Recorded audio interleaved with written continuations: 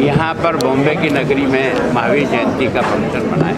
भगवान महावीर 2623 साल पहले पैदा हुए और उनका जो लोग गमन भी जो है ना 2550 वर्ष पहले, लेकिन उन्होंने जिस दर्शन को दिया, जिस तरह का जीवन जीने का तरीका बताया, जिस प्रकार से उन्होंने 12.5 वर्ष तक साधना करने के बाद अपने अंदर के सारे शत्रुओं को जब उन्होंने जीत लिया, तब उन्होंने अपने मुंह से दूसरों को उपदेश देने का प्रयास किया। इसी का परिणाम था कि लगभग 16,000 साधवियाँ, लोग कहते हैं ना कि महिलाओं को प्रॉपर स्थान नहीं मिलता है, भगवान महावीर ने उनको दीक्षित करके ये बता दिया कि यहाँ साधु और साध्वी में कोई फर्क नहीं है, और लगभग 34,000 उस समय साधु बने।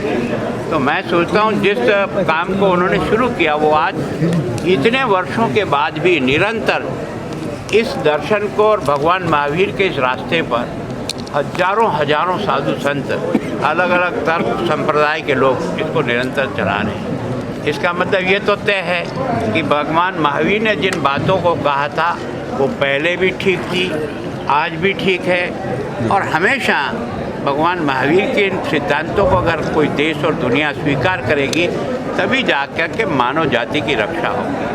उन्होंने जो अनेकांतवाद में कहा कि भाई तुम कह रहे हो वो भी ठीक होगा, पर सामने वाले को सुन लो ना, दिक्कत क्या है, सुनने के बाद अगर तुम्हें समझ में आए तो बात करेंगे।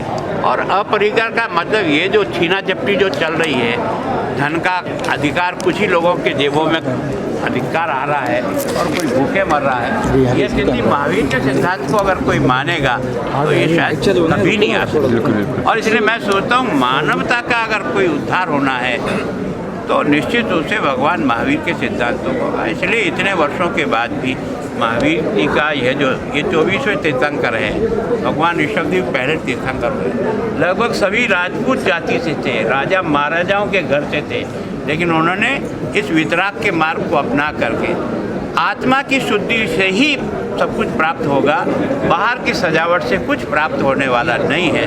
और इसलिए व्यक्ति को कहा अंतर्मुखी होकर के अपने दुर्गुणों पर विजय प्राप्त करो और फिर प्रयत्न करो। तो मैं सोचता हूँ ऐसे जो दर्शन है उसको आगे की पीढ़ियों तक जाए, उसके लिए कार्यक्रम हर साल करते हैं, कोशिश करते हैं कि सर देवेंद्र जी के लिए क्या कहना चाहेंगे? देवेंद्र भाई के कारण से ही हम लोग आए, सच बात है। अच्छा, मेरे को यहाँ आने के बाद पता लगा कि गुरुवार भी यहाँ उपस्थित होंगे, है ना, लोकेश मुनि जी जैसे बड़ी हस्तियाँ। मैं तो बहुत छोटा कार्यकर्ता हूँ, श्रावक हूँ, पर मेरा सौभाग्य है कि मैं आज यहाँ आया हूँ। और न्यू पद्म सागर जी के कार्यक्रमों में तब से आता हूँ जब से मैं एक विधायक के रूप में राजस्थान में मंत्री के रूप में काम कर रहा हूँ। तो वास्तव में एक तरह से जो समाज जागरण का जो काम है वो जैन वो है जो भगवान महावीर को समझे और माने। केवल नाम लिखने से व्यक्ति जैन नहीं हो सकता है, जैन होगा तो कर्म से जैन होगा, तब जैन जी क्या कहना चाहेंगे आज इस कार्यक्रम के बारे में? और राज्यपाल जी भी मुख्य रूप से यहाँ पर उपस्थित हुए, क्या कहना चाहेंगे उनके? देखिए, आज ये महावीरोत्सव भगवान महावीर के जो जैन परंपरा के 24वें तीर्थंकर हैं भगवान महावीर स्वामी, जिनका आज 2623वां जन्म कल्याणक आज हमने मनाया है। यहाँ पर हमारे आसाम प्रदेश के प्रथम नागरिक हैं और राजस्थान के लाडले आदरणीय महामहिम गुलाबचंद कटारिया जी साहब उपस्थित हुए। उनका एक बड़कपन है कि वो हर किसी को इतना बड़ा बना के चलते हैं और स्वयं इतने बड़े व्यक्तित्व हैं जिनके आगे हर व्यक्ति अपने आप को गौरव, उनके सानिध्य में हर व्यक्ति अपने गौरव समझता है। परम पूज्य गुरुदेव यहाँ पर आए हैं और इस कार्यक्रम की सबसे बड़ी सार्थकता ये है कि यहाँ पर सिर्फ जैन कम्युनिटी नहीं थी, सिर्फ जैन समाज के लोग नहीं थे। आप अगर गौर करेंगे तो यहाँ पर एक ऐसी कम्युनिटी नहीं थी जो इस कार्यक्रम में सम्मिलित थी। यही भगवान महावीर की सबसे बड़ी विचारधारा है और यही भगवान महावीर का संदेश है जो उन्होंने शादवाद, अनेकांतवाद, जियो और जिनोदय से महा सिद्धांत दिए।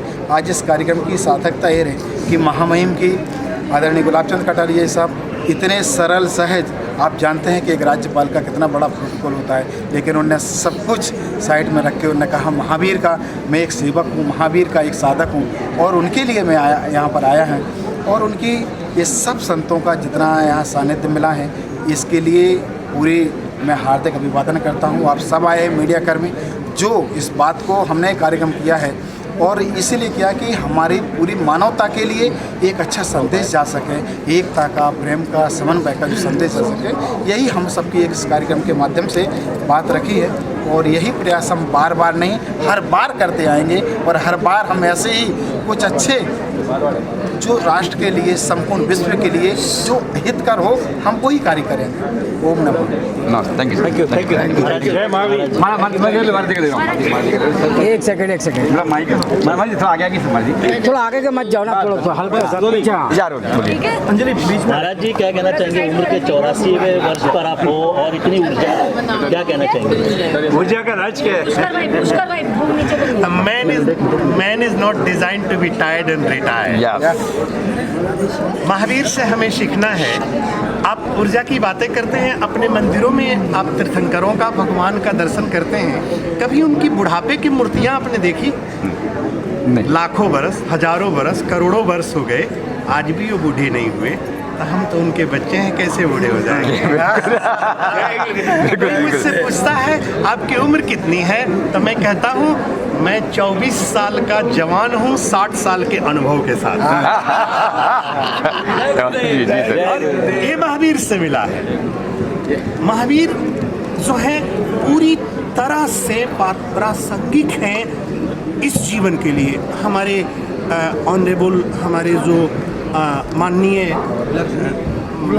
गवर्नर साहब ने, गुलाब सकटारिया साहब ने जो कहा, गवर्नर साहब ने कहा बड़ी सुंदर बात कि हमारे जीवन में व्याकरण के साथ आचरण भी होना चाहिए। हमारा जीवन भी बोले, सिर्फ वाणी नहीं। और आप देखिएगा कितने सिनेमा आए, कितने उपन्यास आए और चले गए, मिट गए। आगम मिटा नहीं, वेद मिटा नहीं, गीता मिटा, कारण कि उसमें व्याकरण के साथ आचरण भी था। आचरण है, महावीर कभी नहीं मिट सकते कि आचरण है। निज पर शासन फिर अनुशासन। तो हमें महावीर के जीवन को देखना है, समझना है, जीना है। और मैं एक बात बताता हूँ, ये जीवंत तभी होगा जब हम महावीर को जिएंगे। और हमारे जो गवर्नर साहब ने महावीर के बारे में जितनी सुंदर बातें की, मैं उस सबसे सहमत हूँ और इन्होंने सब कुछ कह दिया। मैं यही कहना चाहूँगा, जय महावीर।